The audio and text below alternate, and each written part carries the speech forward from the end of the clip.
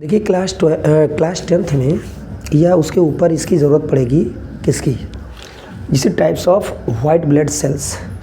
ठीक है, types of white blood cell कितने टाइप के होते हैं? तो ये जनरली दो प्रकार के होते हैं वाइट ब्लड सेल्स। कितने प्रकार के? दो प्रकार के। एक होता है ग्रेन्युलोसाइट्स, एक होता है एग्रेन्युलोसाइट्स। ठीक है, जिसमें कुछ ग्रेन्यूल्स पाए जाते हैं वो ग्रेन्युलोसाइट्स में आता है, जो नहीं पाया जाता वो एग्रेन्युलोसाइट्स में आता है।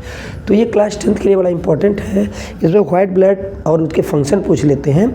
तो इसमें क्या करना है, कुछ एक मोटा मोटा, सारी चीज़ें तो नहीं है लेकिन एक मोटा मोटा आइडिया है। अगर ये याद है तो आप लिख देंगे तो 12th में भी ये आगे भी काम आएगा, बहुत ज़रूरी है।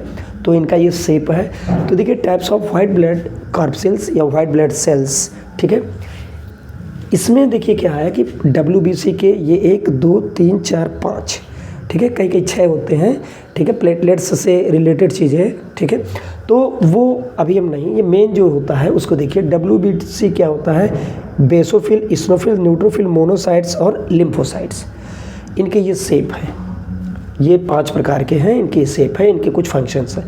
अब देखिए हमने अभी बताया कि WBC 2 प्रकार का होता है, एक ग्रेन्युलोसाइट्स और एक एग्रेन्युलोसाइट। तो जो ग्रेन्युलोसाइट्स होते हैं वो 3 होते हैं, बेसोफिल, इस्नोफिल और न्यूट्रोफिल्स। ये ग्रेन्युलोसाइट्स होते हैं। बेसोफिल्स का परसेंटेज जनरली 1% से कम ही होता है। इस्नोफिल्स 2 से 3% होते हैं हमारी बॉडी के अंदर। और न्यूट्रोफिल्स लगभग 62% होते हैं। और ये एग्रेन्युलोसाइट्स 2 प्रकार के होते हैं, मोनोसाइट्स और लिम्फोसाइट्स। ये 5% और 30%। इनके फंक्शन देख लेते हैं। बेसोफिल्स इन्फ्लामेशन जब हो जाती है तो उसको रिपेयर या इन्फ्लामेशन के समय में, ये इन्फ्लामेशंस से संबंधित है बेसोफिल्स, ऐसा समझिए। एलर्जी से रिलेटेड कौन है? इस्नोफिल्स।